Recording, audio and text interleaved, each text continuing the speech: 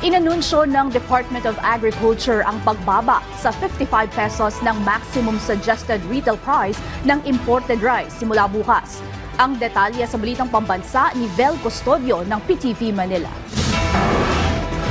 Ibababa pa sa 55 pesos ang maximum suggested retail price ng imported rice mula sa dating 58 pesos MSRP simula bukas. Ayon sa Department of Agriculture, mahalaga ang hakbang na ito para maibsan ng food price inflation, partikular sa mga basic commodities kaya ng bigas. Target pa ng ahensya na pababain hanggang 49 pesos ang MSRP ng imported rice sa Marso. Bumababa na rin ang presyo ng mga local rice sa mga palengke.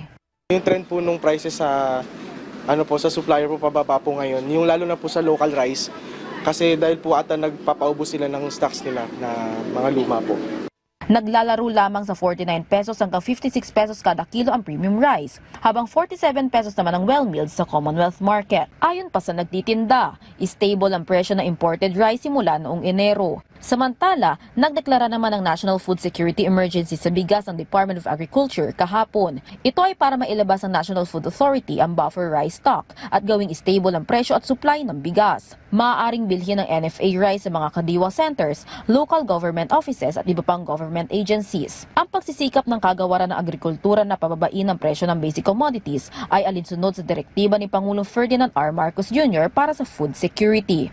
Mula sa People's Television Network, Vel Custodio, Balitang Pambansa.